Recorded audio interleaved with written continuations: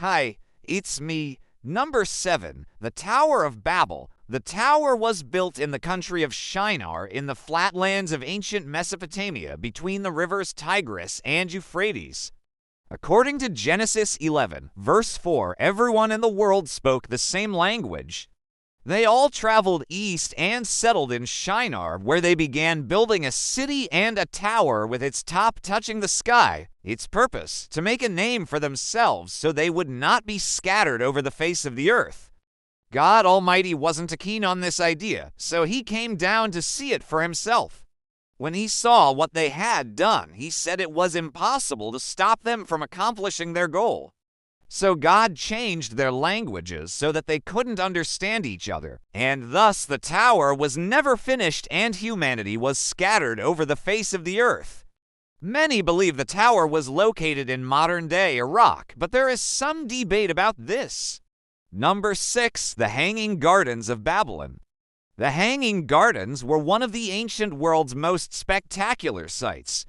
Described by Greek historian Diodorus Siculus as an extraordinary creation and the greatest of the 7 wonders, no one really knows if the Hanging Gardens actually existed, although it's mentioned in several ancient texts, including the Bible. It's believed that King Nebuchadnezzar II built the gardens in the 6th century BC for his wife Amadis, who missed the lush green hills of her homeland.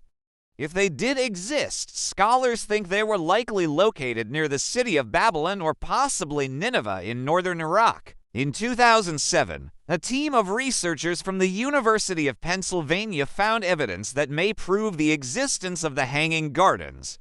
They discovered a series of massive tunnels underneath the ruins of Babylon and believe these tunnels were used to water the famous gardens. While many believe the Hanging Gardens were a real place, others think they were a myth created by the Greeks to discredit the Babylonians. What do you think? Were the Hanging Gardens real or just a story? Let me know in the comments below. No. 5. Sodom and Gomorrah. Genesis tells the story of 2 cities, Sodom and Gomorrah, which were destroyed by God for their wickedness. He sent down sulfur and fire from heaven and destroyed both cities. Only Lot and his 2 daughters survived. But Lot's wife looked back at the city and turned into a pillar of salt. These cities are believed to have been located somewhere in the Dead Sea region of Jordan. In 1978, archaeologists uncovered the ruins of a city near the Dead Sea which they believe was Sodom. They also believe another nearby ruin was Gomorrah. Some say these cities weren't destroyed by fire and brimstone, but rather a massive earthquake. Number 4. The Great Flood. The Great Flood is believed to have happened around 2350 BC in the Persian Gulf. According to ancient Mesopotamian texts, the gods were angry with mankind for being too numerous and noisy, so they unleashed a great flood to wipe out all life. Only one man, Utnapishtim, and his family survived because he built a boat and filled it with animals of every kind. The story of the Great Flood is also told in the Bible. God regretted creating humans and was sorry he had made them. So he decided to wipe them all out with a great flood, except for Noah, his sons, and his wife, and of course, all the animals that went on board the ark with them. There's a lot of talk about whether the Great Flood was a worldwide event or just regional. What do you think? Let me know in the comments below. And now for No. 3, but first it's shout-out time. I wanted to give a big thank you to a supporter for the super thanks. To all my supporters, thank you so much for supporting. Be sure to subscribe if you haven't already. No. 3. The Destruction of Atlantis. In Plato's text, The Republic, he describes a powerful island nation called Atlantis. It was 9,000 stadia in circumference and had 12 major cities, including one that covered the entire island. He said the Atlanteans worshipped the gods but became arrogant and attacked Athens. So the gods punished them and sank the island into the ocean overnight.